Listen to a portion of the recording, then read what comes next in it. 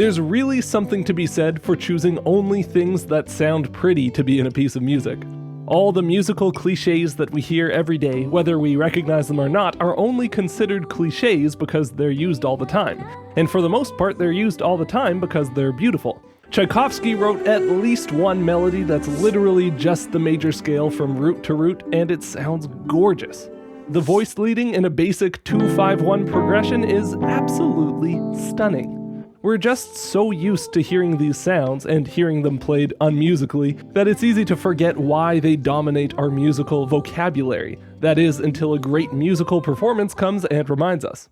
Initially, I had trouble analyzing the piece Reminiscence from Suikoden II. There wasn't anything that stood out as particularly weird or interesting on paper, nothing that makes an easy hook for a video like this anyway. And yet the piece sounds absolutely beautiful. Asking myself why, I realized that rather than trying to do something new or evoke a unique style, this piece is simply filled up only with things that sound beautiful. Here are a series of musical tropes and techniques used in this piece that just sound great. They sound great in this track, and they sound great in every other track where they're used. Please steal them if you're a composer, and if you're a music appreciator, you may enjoy some of these moments of, oh, I have heard that before.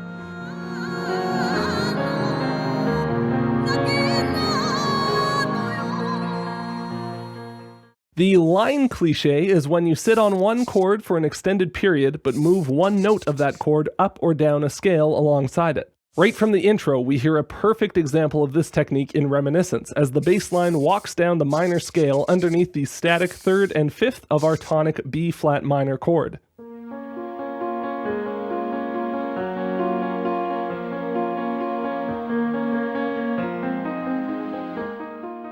This technique is great for breaking out of that boxy one chord to the next feeling that you can get, and it's an easy way to start playing around with how the individual notes in a chord can move and interact with the other notes.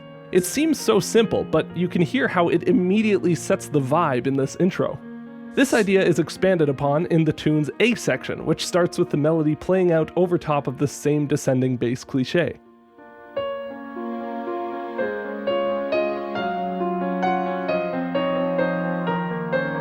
The next technique I want to cover is to add the 7th to your chords. Adding the 7th to chords can open up a whole new world of colors compared to your basic triads. Moving on from the phrase of melody we just heard, we see the bass line descend all the way to an E-flat minor 7 chord, which starts off a 4-5-1, E-flat minor 7 to F minor 7 to B-flat 5 cadence.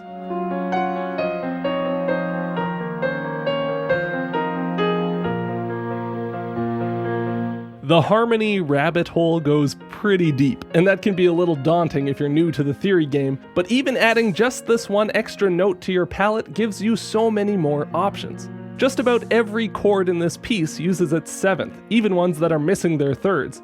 The second phrase of the section counters the descending bass of the first phrase by starting on the 4 chord, E-flat minor 7, and walking up the scale to F minor 7, G-flat major 7, and A-flat before another 4-5-1 cadence takes us back to our tonic B-flat 5.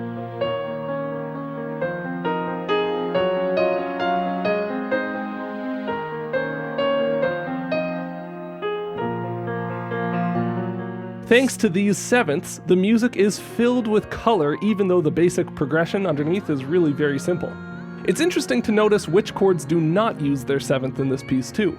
Every E-flat minor and F minor is played as an E-flat minor 7 and F minor 7, and every 4-chord G-flat has its major 7th in it somewhere, but the 7th is strikingly absent from both the 1 chord, B-flat minor, and the flat 7 chord, A-flat. For the B-flat minor chord, putting the 7th on it and making it a B-flat minor 7 would soften it, and make it sound a little less dark, less severe, less minor-y, and that would end up working against the tone of the piece.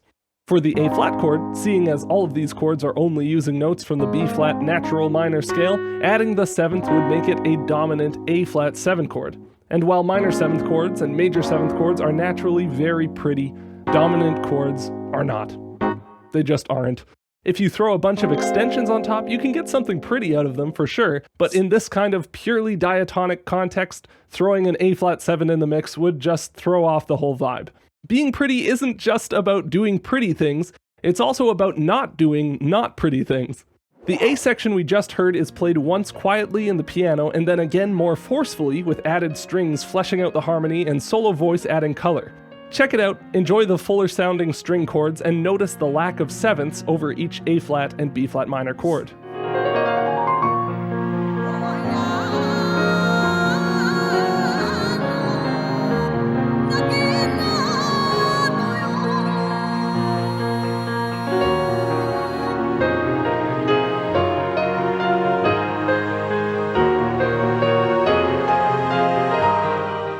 A lot of the time when I analyze a piece of music, I look for accidentals in the music.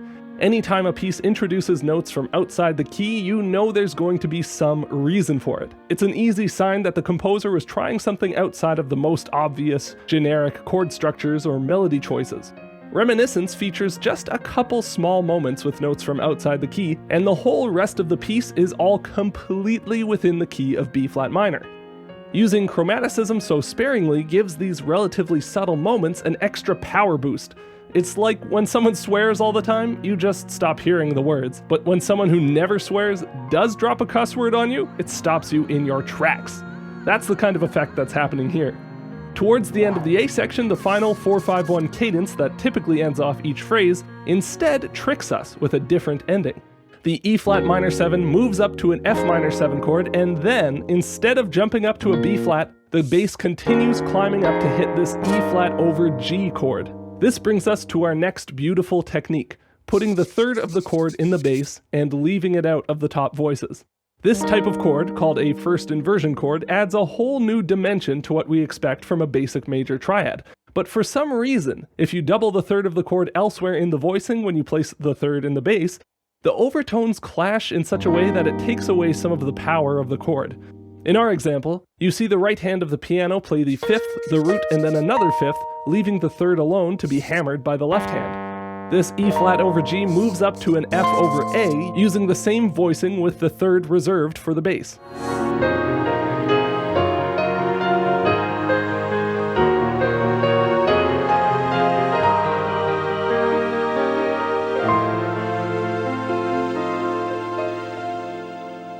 This brings us to the B section of the piece, which contrasts the mostly stepwise movement of both the harmony and the melody of the A section by giving us a melody based on jumping down and back up arpeggios, and a chord progression that moves mostly around the circle of fifths. It also features my favorite beautiful technique of the piece.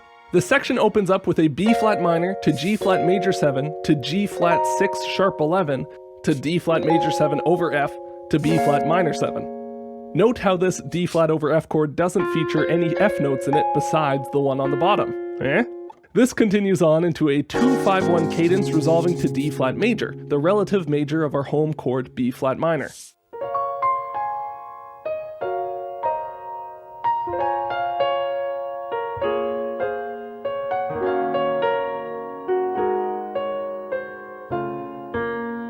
And there's the moment. Instead of landing on a regular D flat major chord, we land on a D flat augmented chord.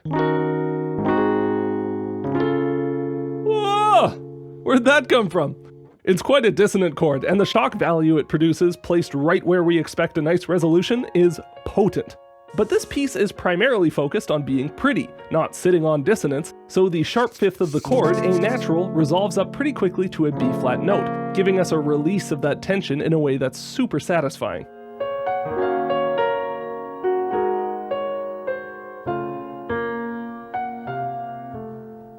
Gorgeous.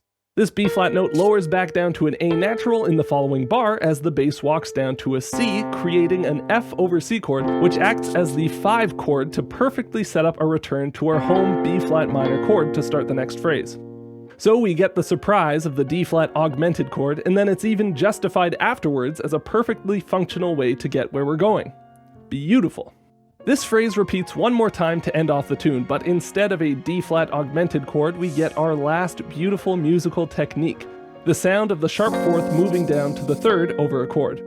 Sticking within the regular minor key, this can only be used over the flat 6 chord, in our case a G flat.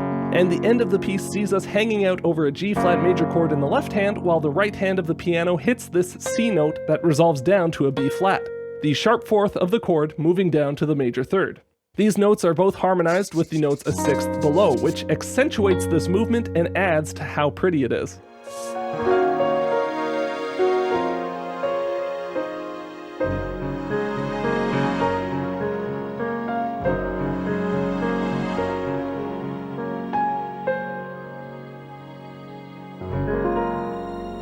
Mwah! My compliments to the chef. As exciting as it is when a piece of music presents some brand new, fresh idea, or takes us in a direction we could never have expected, it's important to remember just how effective it can be to take tools that work and use them competently. With this, a good understanding of how to structure a piece, and an excellent performance by a great musician, this is really all it takes to create something truly beautiful. I hope you enjoyed my analysis. Big shout out to patron Mel Choice for suggesting the Suikoden series, and if you'd like to join Mel in supporting this channel, please check out my Patreon page. And if you're going to be in Winnipeg on April 18th, please come check out the show my band is playing at the Rec Room.